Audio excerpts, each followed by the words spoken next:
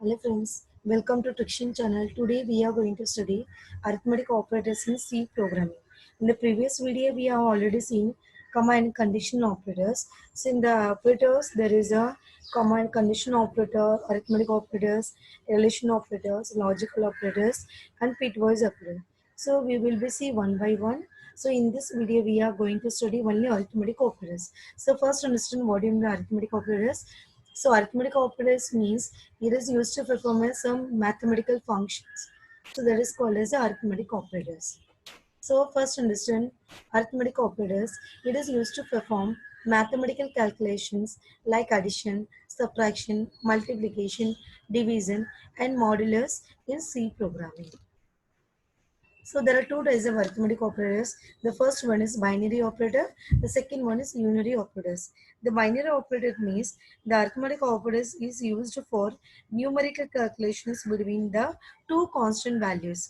So that is called as a binary arithmetic operators. So we will be see binary operator. It means the operator that operates or works with two operands are binary operators. So example place my addition, subtraction, multiplication, division and modulo division. So this is the table of arithmetic operators. So you can see addition, this is a symbol. You have to use a operator that is addition. So for example I given 2 plus 2 is equal to 4. For my subtraction I have to use the operator subtraction. So 5 minus 2 is equal to 3. For multiplication, I have to use a stick symbol and 3 into 3 is equal to 9. And for division, I have to use the symbol division. 10 divided by 2 is equal to 5. And this is for the modular division. For example, I want to find the remainder. Then I have to use a symbol that is called as a operator that is called as a modular division. So the percentage symbol is called as a modular division. So now we will be see unary operators. So unary operator it will perform or operates or works with a single operand or is called as a unary operators. So example plus plus. So plus plus is a increment operator and minus minus is a decrement operator. Minus is a unary minus is used in the unary operators in C programming. So the unary or minus is available, but there is no unary plus is available in the C program. So this is the table regarding unary arithmetic operators. So minus, there is a unary minus, plus plus means increment, minus minus means decrement, ampersand, this is a ampersand symbol, it is used for the address operator, and the last will be the size of variable. So the first one we will be say minus. So unary minus is used to indicate to change the sign of a value. So we can see int x is equal to minus 50. The second statement given int y is equal to minus x. It means it assigns the value of minus 50 to the variable x and the value of minus 50 to the variable y through the variable x. So the minus sign is used in this way is called the unary operator because it takes just one operator. So that's why it is called as a unary operator. So there is no unary plus in the C program, in the program. Now we will be seeing increment, that is a plus plus, and decrement minus minus operator. So the plus plus has 1 to its operand and minus minus suppress 1 from its operand. So that's why it's called as increment and decrement operator. So this is example I given. So we can use increment, decrement operator in the prefix also or suffix also we can use. So this is example regarding increment operator as a prefix. So I in this example you can see I included the two header file. So in the main program you can see I declare the four variable a, z, x and y.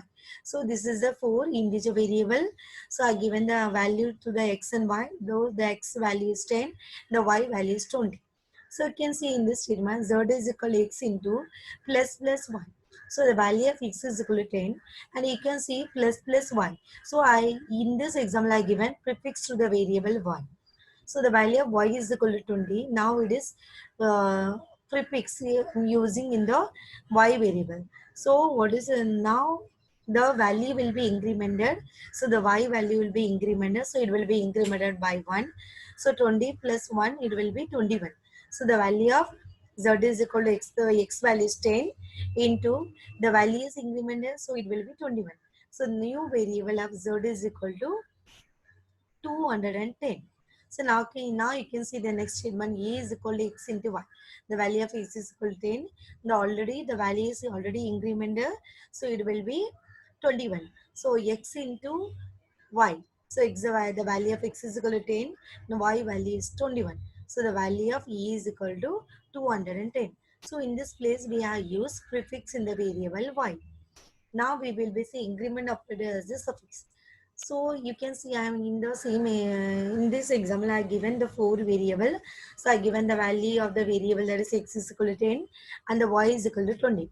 So z is equal to x into y plus plus. So x value is 10 and y plus plus. So you can see the y, the values, suffix we are using. So the value of y is equal to 20. The value of z will be, the value of x is equal to 10 and y is equal to 20. After multiplication, after doing the multiplication, the value of y is incremented. So the z value will be 10 into 20. So it will getting the value will be 200. Now you can see after doing the multiplication, the value is incremented, right? So the a is equal to x into y. So the value of x is equal to 10. The y will be incremented.